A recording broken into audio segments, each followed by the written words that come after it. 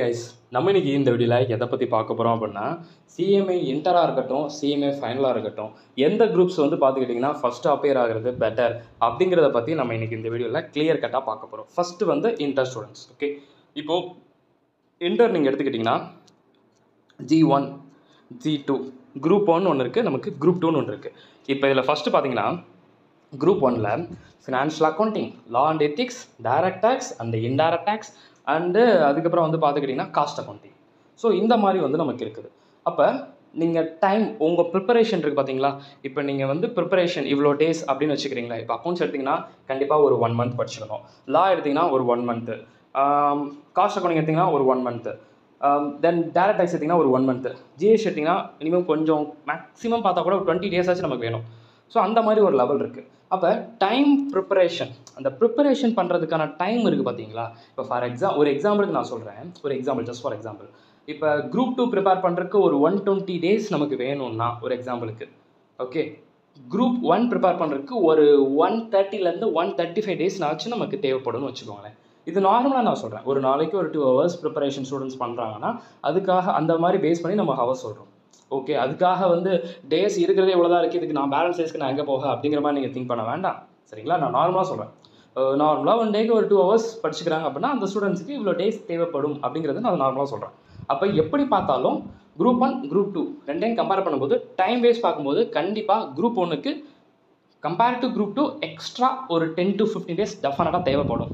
சரிங்களா, ஸோ இது group 1, group 2 அதை பேஸ் பண்ணி நான் சொல்கிறேன். இப்போ காலேஜ் தான் ப்ரோ நான் படிச்சுட்ருக்கேன், எப்படி காலேஜ் தான் நான் படிச்சுட்ருக்கேன் அப்படிங்கிற ஸ்டூடெண்ட்ஸுக்கு, இப்போ ஃபஸ்ட்டு இயர் படிக்கிறேன், இல்லை செகண்ட் இயர் படிக்கிறேன், இல்லை தேர்ட் இயர் படிக்கிறேன் அப்படிங்கிற ஸ்டூடெண்ட்ஸ்க்கு நான் ப்ரிஃபரன்ஸ் சொல்கிறது வந்து என்னென்னா, ஃபஸ்ட்டு முடிஞ்ச அளவுக்கு குரூப் 1 ட்ரை பண்ணுங்கன்னு தான் நான் கண்டிப்பாக சொல்வேன்.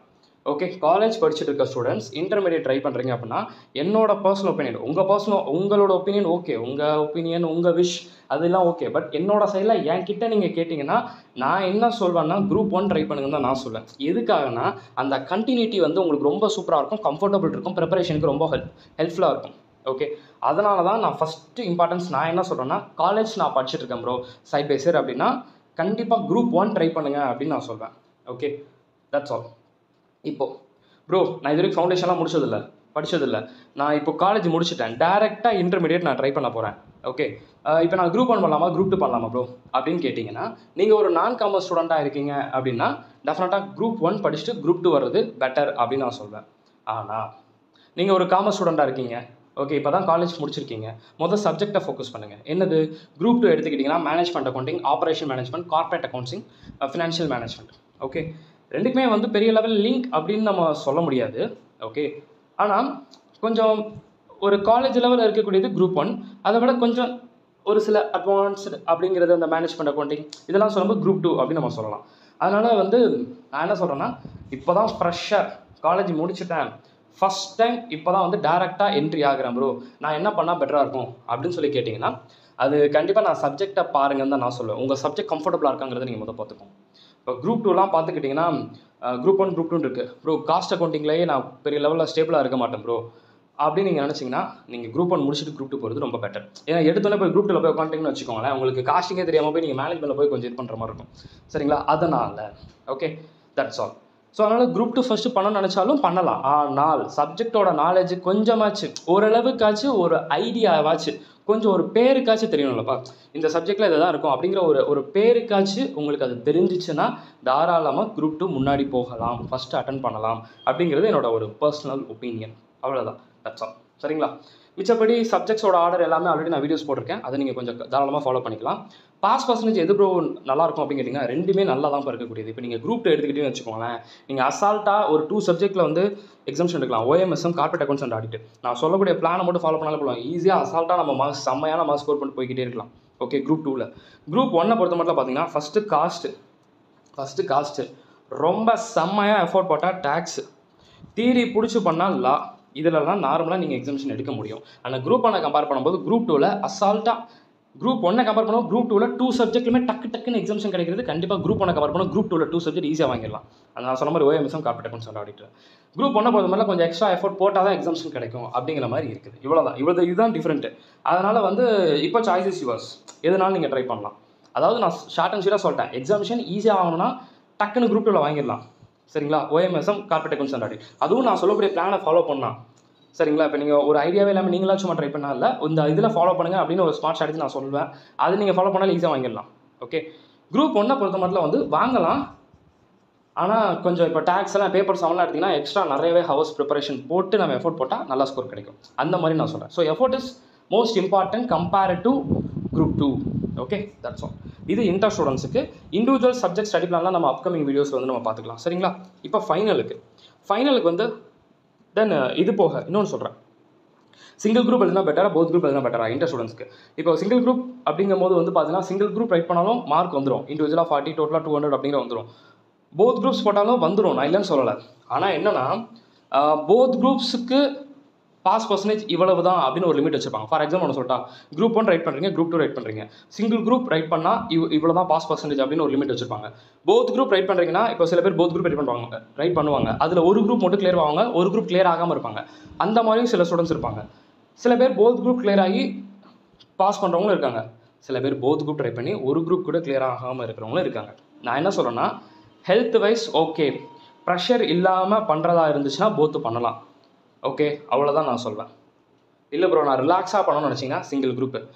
ப்ரெஷரை ஓகே என்ன இருந்தாலும் பரவாயில்ல, நான் ஃபேஸ் பண்ணிப்பேன், ஒரு 4 months நான் கஷ்டப்பட போகிறேன், அவ்வளோதான். கஷ்டம் மீன்ஸ் எப்படி சொல்கிறேன்னா, டெய்லி ஒரு 5 to 7 hours அப்படிங்கிற ஒரு இது வந்து அலாட் பண்ணி வச்சுக்கணும் சிஎம்ஏக்கு. அப்படி ஓகே அப்படி எனக்கு அது பெரிய பிரச்சனை இல்லை. அதாவது கிளாஸ் போகிறதா இருந்தால் அதை சேர்த்து சொல்கிறேன். செல்ஃப் ஸ்டடி பண்ணுறதா இருந்தால் அதுக்கு ஒரு 6-5 hours போதும். கிளாஸும் போகிறதா இருந்துச்சுன்னா எக்ஸ்ட்ரா 2 hours தேவைப்படும் இல்லையா, அதுக்காக நான் சொல்கிறேன். ஸோ அதுக்கு எனக்கு பெரிய பிரச்சனை இல்லை ப்ரோ, மேனேஜ் பண்ணிடுவேன் நினச்சிங்கன்னா போத் போடுங்க. இவ்வளோ தான்.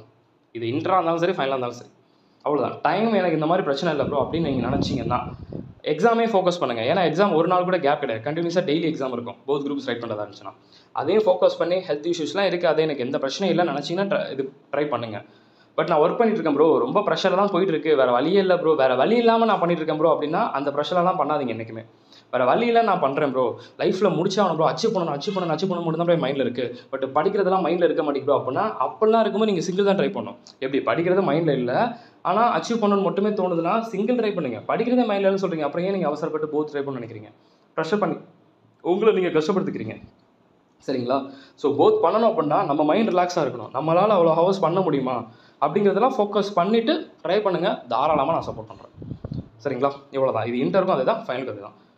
ஸ்ட்ரெஸ் ஆகிட்டு சரியாக நான் படிக்கல ப்ரோ, படிக்கிற பெரிய லெவலில் டைம் இல்லை, பட் ஆனால் படிக்கணும்னு ஒரு ஆசை இருக்குது, அச்சீவ் பண்ணணும்னு ஆசை இருக்குது. ஆசை மட்டும் தான் பத்தாது இல்லையா, நம்ம அதுக்கு சப்போர்ட்டும் நமக்கு இருக்கணும். அது இல்லாமல் பண்ணுறதுங்கிறது கொஞ்சம் இதுதான். அந்த மாதிரி டைமில் சிங்கிள் பண்ணுறது எவ்வளோ மேல் நான் சொல்லிக்கிறேன். ஓகே. த நெக்ஸ்ட்டு ஃபைனலை பொறுத்த மட்டும் பார்த்தீங்கன்னா குரூப் 3ன்னு ஒன்று இருக்குது, குரூப் 4ன்னு ஒன்று இருக்குது இல்லையா.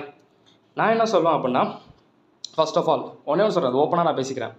இப்போது குரூப் 3 பாஸ் பண்ணுறோங்கிறது சில பேருக்கு கண்டிப்பாக அவங்களோட எஃபோர்ட், அவங்களோட குட் டைமிங்கும் வந்து மெயின்னு தான் நான் சொல்வேன். ஏன்னா குரூப் 4 நீங்கள் ரைட் பண்ணுறீங்கன்னா அது ஈஸியாக கிளிக் ஆகிடும். இப்போ குரூப் 3 குரூப் 4 கேட்டிங்கன்னா குரூப் 4 ஈஸின்னு கூட நம்ம சொல்ல முடியாது, அதுக்கும் கஷ்டப்பட்டு எஃபோர்ட் போட்டு தான் ஆகணும். கம்பேர் டு குரூப் 3, குரூப் 4 சீக்கிரம் முடிச்சிடலாம் அப்படிங்கிற ஒரு இது வந்து இருக்குது. சரிங்களா. எனக்கு தெரிஞ்ச வரைக்கும் சொல்கிறேன், குரூப் 3 ஃபஸ்ட் அட்டம்ப்டில் முடிச்சுட்டு குரூப் 4 5 attempts இருக்குது கொண்டு போனவங்களும் இருக்காங்க. குரூப் 4 ஃபஸ்ட் அட்டம்ப்டில் முடிச்சுட்டு குரூப் 3 5 attemptsல கொண்டு போனவங்களும் இருக்காங்க. ஸோ அதனால் வந்து பார்த்துக்கிட்டிங்க அப்படின்னா நீங்கள் அதை பற்றிலாம் நீங்கள் எதுவும் ஒரி பண்ணிக்க வேண்டாம். கஷ்டமாக இருக்கிறத முடிக்க போகிறீங்களா, இல்லை அதை விட கொஞ்சம் கம்மியாக இருக்கிறத முடிக்க போகிறீங்களா மட்டும் பாருங்கள். ஈஸிங்கிறனால வந்து குரூப் 4 அவ்வளோ ஈஸி அப்படின்னு நம்ம சொல்ல முடியாது, அதுலேயும் நம்ம தான் எஃபோர்ட் போட போகிறோம். சரிங்களா. குரூப் 3 கம்பேர் பண்ணும்போது கண்டிப்பாக அது ஓகே, பெட்டர், சூப்பர் அப்படின்னு தான் நான் சொல்வேன்.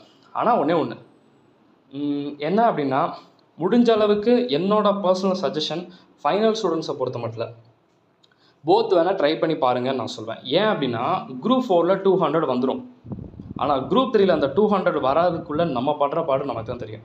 180, 190, 175 வந்து நிற்கும் நிறைய பேத்துக்கு. சில பேத்துக்கு கிடச்சிரும், நான் இல்லைன்னு சொல்லலை. சில பேத்துக்கு அந்த கிடைக்கிறதே ஒரு பெரிய டாஸ்க் அப்படிங்கிற மாதிரி போயிடும். ஸோ அதனால் போத் ட்ரை பண்ணலாம் அப்படிங்கிறது என்னோட பர்சனல் ஒப்பீனியன். ப்ரோ இப்போ தான் ப்ரோ ரெஜிஸ்டர் பண்ணியிருக்கேன், டிசம்பரில் எழுதணுங்கிறது என் டார்கெட்டு ப்ரோ அப்படின்னா சிங்கிள் போட்டுருங்க. ஓகேங்களா, சிங்கிள் போட்டுருங்க.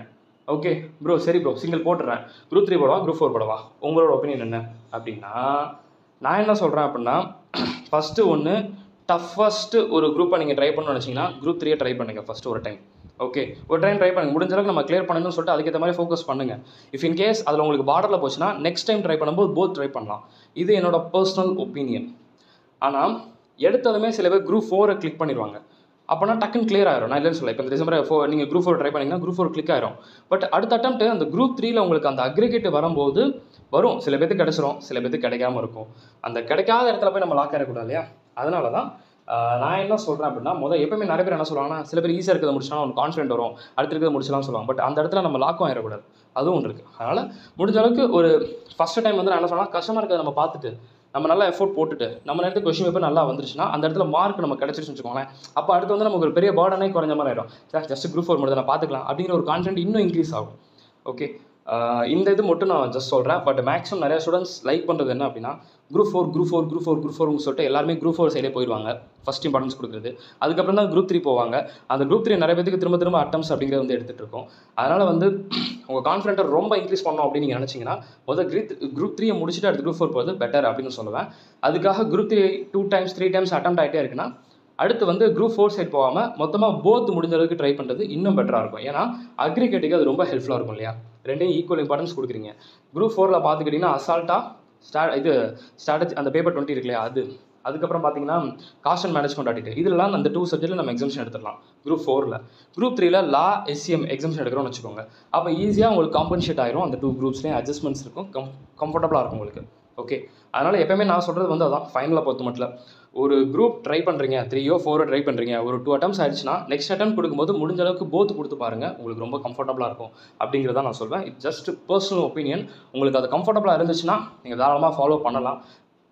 எந்த சைடு பார்த்தா இப்படி தான் நான் சொல்லிட்டேன்ல, குரூப் 4 ஓகே நல்லாயிருக்கும், ஈஸியாக கிளியர் பண்ணிடலாம் அப்படின்னு சொல்லுவாங்க. முடிச்சிடலாம், நான் சொன்ன மாதிரி நல்லா முடிச்சிடலாம், பிரச்சனை இல்லை. பட் அடுத்து என்ன இருக்குன்னா, சில பேருக்கு சார் ஈஸியாக இருக்கிறத முடிச்சிட்டோம், இந்த டஃப்பான இருக்குது நமக்கு இன்னும் அட்டெம்ப்ட் ஆகிட்டே இருக்குது அப்படிங்கிற ஒரு ஃபீல் ஒரு இடத்துல கொடுக்கும். சில பேர் என்ன பண்ணுவாங்கன்னா, சரி அந்த குரூப் 3 டஃபஸ்ட் இதை நான் லாக் பண்ணி முடிச்சுட்றேன், அப்போ எனக்கு கொஞ்சம் ரிலாக்ஸாக இருக்கும் அப்படின்னு நினைப்பாங்க. ஸோ இது ரெண்டுமே ரொம்ப கம்ஃபர்டபுளானது. இதில் எந்த ஆப்ஷன்ங்கிறது நீங்கள் சூஸ் பண்ணிக்கோங்கிறது தான் நான் சொல்வேன். அதுக்கப்புறம் உங்களோட உங்கள் விஷ்.